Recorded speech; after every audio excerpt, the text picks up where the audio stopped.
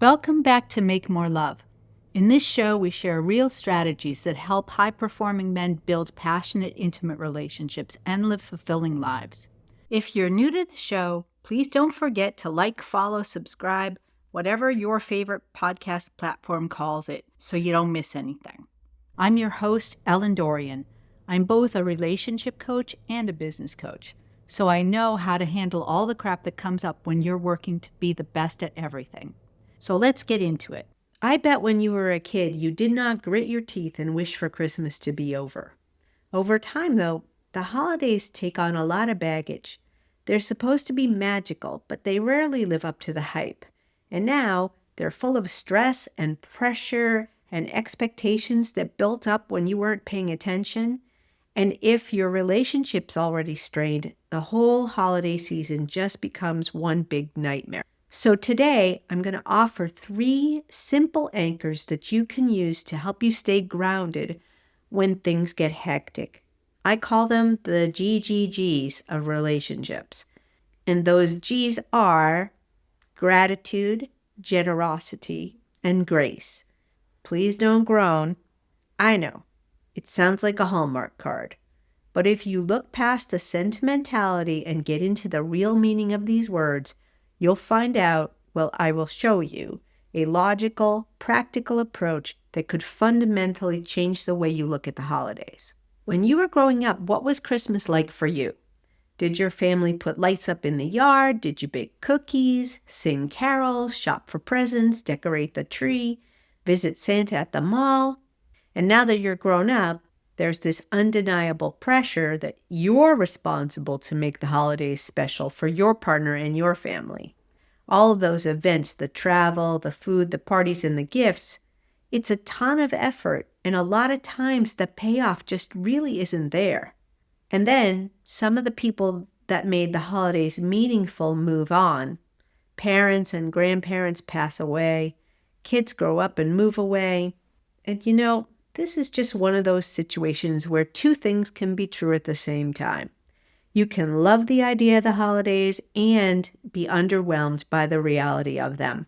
And if you're a business owner, you probably have a bunch of year-end business, sales, and financial pressures, which makes it tempting to go all in on the work stuff and leave the holiday stuff for your partner to deal with. But man, that can create some real problems. They want to feel like you're in this with them and that you're bonding more deeply as a couple over the holidays. So when you check out, it doesn't just create more work for them, it sends them a message that you're on your own. And that is just not how a partner should feel. For some reason, this reminds me of an exercise my husband told me about. He said, if everyone threw their problems into a pile and you could choose any one of those problems from the pile, most people would look through them and they would want to take their own problems back. I think the same thing is true with partners. You might look at other people's relationships and think that they have it better than you. But if you saw the full reality, you might not be so eager to trade. Even with all the friction and flaws, there's real value in knowing someone as well as you know your partner. So let's find a way to do the holidays that feels real to you, supports your partner, and still works with the demands of your business year end. Now, I've been saying Christmas because that's what a lot of us are navigating. But I know not everyone celebrates, whether that's by tradition, by choice, or by circumstance. This season stirs up expectations, emotions, and old dynamics no matter what you celebrate or don't. I'll be sharing a bonus episode next week that speaks more directly to that. Even in this episode, what we're talking about isn't holiday spirit, it's about human connection. And what I'm going to be sharing with you isn't a to-do list, it's a to-be list. Something simple and specific that you can use to stay grounded and give your partner the energy and attention that they're craving. So let's start with the first of the GGGs, and that is gratitude. I have a real problem with most gratitude practices. Actually, I have 2 problems. Number 1, they tend to focus on showing your gratitude to other people. And to me, that feels like mandating a performance. Honestly, there's not a lot of value in saying things just so someone else feels appreciated. The real value is in training your own attention to notice what makes you feel grateful. And that's not easy because the brain defaults to normalizing things, so you take them for granted. So the gratitude practice we're talking about is to remind you about the things that you are grateful for in your partner and use those feelings to become more grounded, more connected, and less reactive. The second problem I have with gratitude practices is that they're really superficial. Put someone on the spot and they'll say something like, I'm grateful for nature or the smell of chocolate chip cookies or the beautiful earth that we live on. Okay, fine. But how personally impactful are those things really? Unless you are Henry David Thoreau, I'm not buying it. What we're after is a no BS way to use gratitude that actually helps you see your partner more clearly, not just what they do, but who they are and how that makes your life better. We're focusing on your attention, not their validation. You chose your partner for some solid reasons, and that's what we want to tap into with this grounding gratitude practice. For some of us, that's going to be easy. Others might need a little help getting past the mental blocks. So here are some questions to help you do that. Question number 1. When you were a kid, what did you imagine your future partner would be like? And why were those things important to you? And how does your actual partner line up with the image you had when you were a kid? Look, I don't really care what these things are. You're not going to share them with anyone. Maybe you imagine being like James Bond with a gorgeous woman on your arm who turns heads and makes you look good. Or maybe you pictured a quiet farm life with a partner who shared your commitment to self-sustainability. Or a lifelong travel partner, someone to explore the world with. So what was it for you?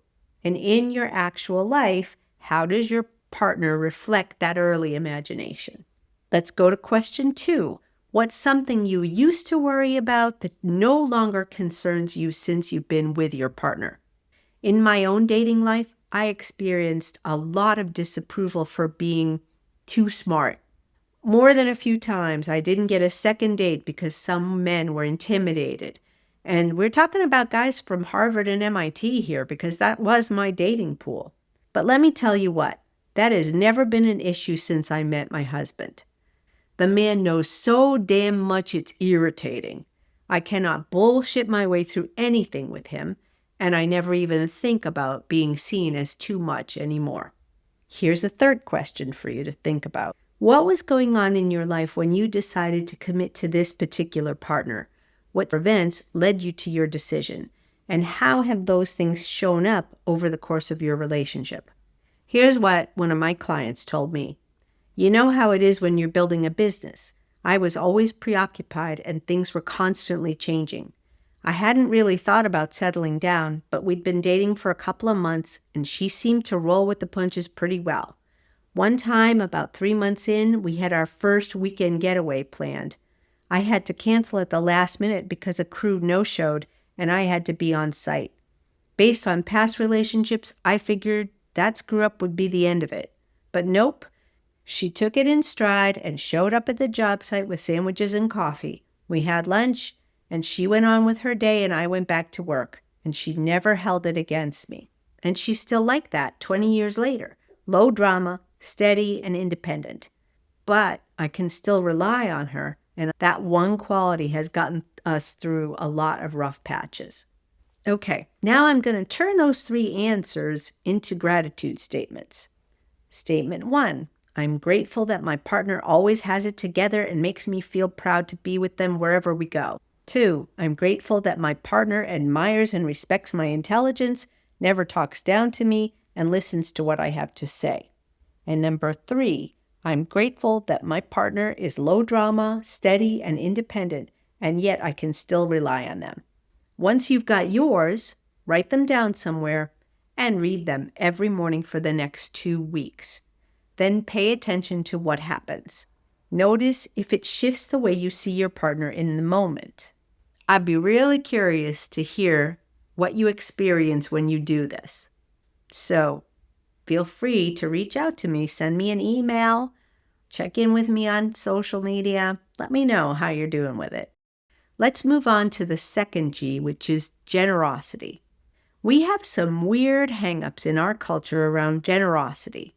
First, most people hear the word and go straight to money. But then if you do use money, you might get accused of taking the easy way out, like you're trying to buy your way out of a commitment. So now you're walking this tightrope. There's also this idea that generosity only counts if it costs you something. Like it doesn't matter unless the thing you're giving is the thing you have the least of. That's been pushed hard by a lot of religious figures, including Mother Teresa, who said, "Give until it hurts." And maybe that makes sense in some contexts, but in a relationship, I'm going to respectfully disagree. When you give from scarcity, two things happen. You give poorly, and you start to resent it. The kind of generosity that actually works in a relationship starts with the question, what do I have to give? Not what would look most noble, not what would check a box. What do I actually have in surplus? That's where you create real relief that your partner can feel without draining yourself to do it. In the last episode, we talked about taking ownership to balance out the extra load that comes with the holidays. Now let's look at why you would do that and how you would get your mindset in the right place. Don't think of this as just semantics. When you shift your mindset, your thoughts, your emotions, and even your physical experience follows. So think of generosity as an investment in the partnership. When you get this right, you'll build goodwill that makes everything else easier. You'll strengthen your sense of being on the same team, and you'll cut down on the scorekeeping dynamic that kills intimacy. So start with a self-check. Pick one thing you have in surplus today and give from that. If you have time, take full ownership of one recurring task this week, like pickups, dinners, gifts, returns. It's one less thing for your partner to manage, and it signals that you're paying attention. You can also knock out quick extras while you're already out of the house. Grab the dry cleaning, swing by the post office. These small time savers really add up. If you have money, spend it in ways that protect your time or reduce stress. Pay for grocery delivery, house cleaning, shopping and gift wrapping services. Book a sitter, arrange catering, handle the dog walker, stuff like that. If you have energy, use it to be the catalyst. Take the lead on coordinating with family or organizing events. Decorate the house, prep for guests, do the laundry so that packing is easier. Choose what moves the needle and do that with care so your partner really doesn't have to think about it. Now, if you have flexibility, reschedule your stuff so your partner can say yes to something they care about. A night out with friends, an exercise class, or just a minute to breathe. If you have skills, use them where they save the most stress. Planning, budgeting, tech setup, logistics. Instead of asking, what do you need me to do? Just make a one-page plan, assign dates and owners, and make it clear when each thing has been handled. If you have decision power, use it to clear simple roadblocks, the kind of stuff that's been circling but no one's acted on. Stick to calls you're confident your partner will appreciate, because the goal is to reduce friction, not to cut your partner out of the decision process. So I invite you to make a weekly generosity plan. Figure out what you have a surplus of, then pick 2 stress points coming up in the next week and try to match each one to the partner with the right surplus, so neither of you is giving from what you feel short on. Always look for the path of least resistance. So if it costs you little and gives them a lot, then do it. If $50 saves 50 minutes in December, spend it. If you or your partner starts feeling resentful, that's your cue to reassess, because you might be giving from a resource that you don't actually have. Let's move on to the third principle in the GGG of the holidays, and that is grace. Your partner needs to be able to be shitty at something or screw up royally and know that you still love and accept them and that they haven't lost your trust. And you need that from your partner too. A lot of people misunderstand grace. They think it's just giving someone the benefit of the doubt, but there's a lot more to it. It's a real skill, and like any skill, it takes practice. Grace is about letting go of the idea that there's one right way to do things. If you ease up on the expectation that people or situations need to be perfect or really even good, you start to step into the mindset of grace. When you choose to lead with patience, kindness, or understanding, especially when your first reaction would be irritation, blame, or judgment, you're showing grace in action. I don't know why it's so hard to allow ourselves and our partners to be human beings with human flaws, but I think it's because as high performers, we're always pushing for perfection. In business, you might be able to get away with that kind of relentless expectation. I honestly wouldn't recommend it even there. I believe that incremental improvement is way more sustainable. And however you choose to run your business, let me be clear, demanding perfection in your relationship is not a good move. Perfection is actually the enemy of passion. Nobody hits the mark 100% of the time, not your partner and not you either. If you don't acknowledge that, all you're doing is setting people up to resent you or feel embarrassed when they miss. And when you look at it that way, it's easy to see how damaging that is to the relationship. So if we want to replace perfectionism with grace, how do we do it? When you're both tired or stretched thin, which happens a lot during the holidays, or really any time your partner forgets something that you care about, you have some options. You can call them on the carpet and reinforce your standards, or you can acknowledge the misstep and forgive them. Or you can create a new reality for yourself where your partner's best intentions, the overarching goal, or the bigger outcome matter more than their misstep. Because if tensions weren't already running so high, a lot of this stuff just wouldn't matter that much. The key to grace is that it only works if you truly let go of the issue, not just for the sake of the moment and not just temporarily. You've got to feel it in your mind and in your heart, or it won't be authentic and your partner won't accept it. So, when something inevitably goes wrong, don't assume the worst or take it as proof that your partner doesn't care. Look at it as a simple human moment. Grace keeps the little things from becoming big things and creates space where your partner doesn't have to be perfect just to stay close to you. And the more safe and accepted they feel, the more likely they are to be their best self. Together, these three anchors of gratitude, generosity, and grace help you stay grounded instead of reactive.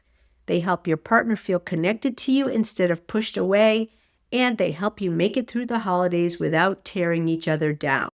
The holidays shine a bright light on how well our needs are getting met in our relationships.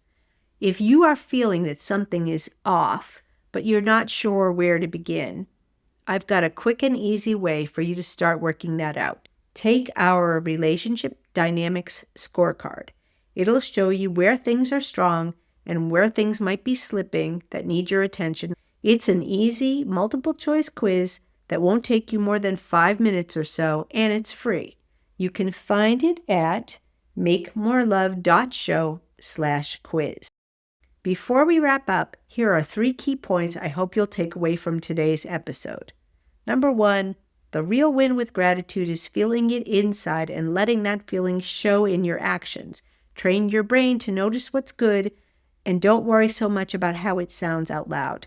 Number 2, generosity works best when it comes from your surplus.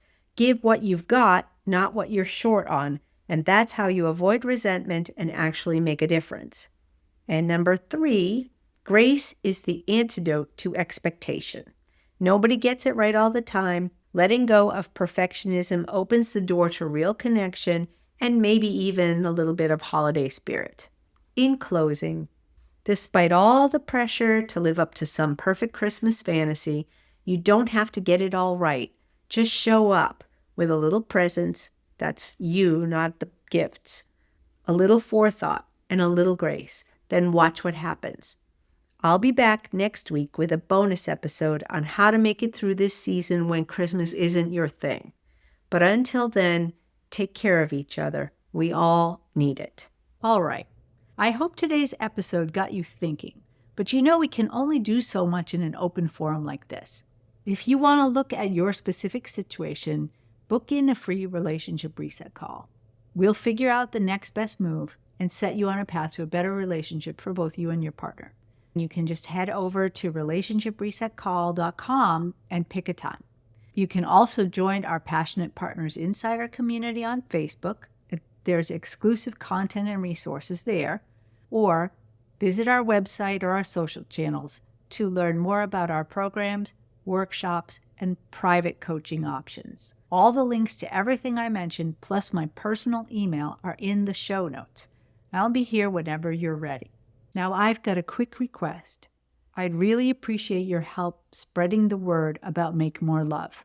First, if you haven't done it already, hit follow or subscribe on your favorite platform. It helps more people find the show, and it also keeps you in the loop. Second, leaving a review would mean the world.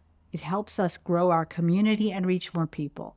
And finally, if you know someone who is struggling in their relationship, then share the show with them. You might just change their life. Thank you so much for spreading the word. I believe love is not something you find. You have to make it. And that's my mission, to help you make more love with your wife and in your life.